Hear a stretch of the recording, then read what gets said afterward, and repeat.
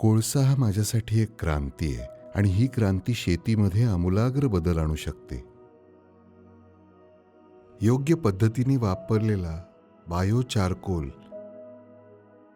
शेतकऱ्यांना खूप श्रीमंत बनवू शकेल. आम्हाला आवडेल सुधारणा करायला, आम्हाला मातीच्या स्थितीत, पाण्याच्या स्थितीत आणि हवेत. कसे साध्य करणार हे 3 मोठे उद्देश. मातीचा कस, तिची गुणवत्ता माणसाच्या प्रयत्नामुळे जास्त वाढू शकेल. बायो चारकोल वापरल्याने होणारे फायदे आम्ही बघितले आहेत. यावर खूप मोठ्या प्रमाणात संशोधन अनेक देशात होत आहे. असं नाही की आम्ही पहिलेच संशोधक आहोत, नाही. बरीच लोक आहेत जी बायो चारकोल वापरत आहेत. आपण इथे बघतोय दुपटीने तिपटीने पिकांची वाढ होत आहे, त्याचबरोबर आपल्या झाडांचे आरोग्यही बघत आहोत. दुसरी गोष्ट जी आम्ही जवळजवळ दर 2 आठवड्यांनी टाकतो ती म्हणजे ताक. आता ज्याला आपण दही, कर्ड, योगर्ट म्हणतो ते आम्ही भरून ठेवतो. 10-15 बालद्या दही ते ट्रॅक्टरमध्ये ठेवतो, ट्रॅक्टर टँकरमध्ये. त्याला 10 दिवस आंबू देतो.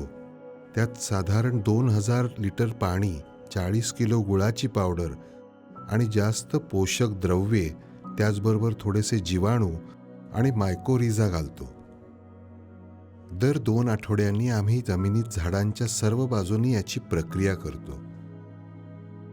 जेव्हा त्यांना फळे यायला सुरुवात होते तेव्हा त्यांना आम्ही पर्णासंबंधीचा फवारा देतो, ज्यामुळे कस वाढतो, फुले आणि फळांचा. आणि या सर्व गोष्टी केल्या जातात सौर ऊर्जेने. आम्ही एक छोटी हातगाडी बनवली आहे. त्यात आम्ही एक पिंप ठेवलंय. या पिंपात आम्ही हे सर्व सेंद्रिय खते मिसळतो आणि त्याच्यावर हा सौर ऊर्जा पॅनल असतो पंपासहित. आणि या पंपाचा उपयोग एकतर आम्ही जमिनीत इंजेक्शन द्यायला किंवा झाडांवर फवारायला करतो, म्हणून इथे विजेचा किंवा डिझेल इंधनाचा वापर होत नाही. या सर्वांमुळे कोणतेही प्रदूषण होत नाही. पाण्याचा एकही थेंब विनाकारण वाया जात नाही. खरं तर रस्त्याच्या आजूबाजूच्या भागातल्या पाण्यापासून आम्ही अशा प्रकारे कालवे निर्माण करून त्यांना आश्रमात थेट प्रवेश दिलेला आहे. सगळी तळी आम्ही खोल केली आहेत आणि त्यांना रुंदही केलंय.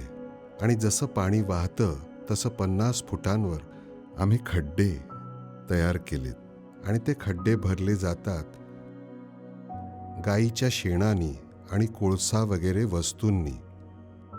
जेव्हा ते भरलेले असतात तसे ते आजूबाजूनी पाझरतात. जसे ते खाली झिरपतात, पाणी प्रभारित होत जातं आणि जमिनीखालच्या पाण्याची पातळी वाढत जाते. हे जास्तीचं पाणी मोठ्या तळ्यांमध्ये जातं. तुम्ही हे बघू शकता आम्ही पाणी कसं साठवतो रस्त्याच्या बाजूनी, आणि ते पाणी कसं खड्डे आणि तळ्यांमध्ये शेवटी जातं. कोळसा हा माझ्यासाठी एक वरदान आहे जो कृषी क्षेत्रात क्रांती आणू शकतो. योग्य पद्धतीने जर हा कोळसा वापरला तर तो शेतकऱ्यांना खूप श्रीमंत करू शकतो. आणि या सगळ्याचा खर्च किती आहे? 4000 रुपये प्रति टन, कारण तो बाहेरून खरेदी करावा लागतो. पण जाळण्यापेक्षा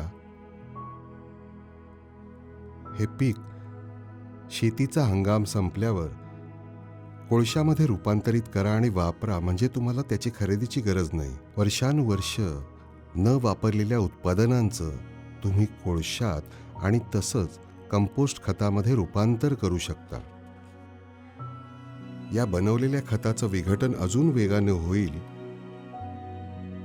जर योग्य जीवाणू वापरले. आता विज्ञान खूपच पुढे गेलेलं आहे.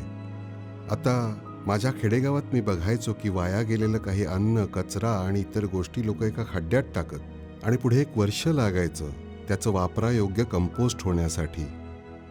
पण या नवीन संशोधनामुळे हा सगळा हिरवा किंवा स्वयंपाकघरात वापरलेल्या पदार्थांचा कचरा या सगळ्याचा चांगल्या खतांमध्ये रूपांतर होऊ शकतं, तेही 3 आठवड्यात. त्यामुळे आपल्याला खरोखरीच हेवी ड्युटी खतं वापरावी लागणार नाहीत. आपण आत्मनिर्भर, स्वावलंबी होऊ शकतो जर आपण ही नवीन तंत्रे शिकून घेतली. या नव्या तंत्रांचं संशोधन आता विविध विद्यापीठांमध्ये सुरू झालं आहे.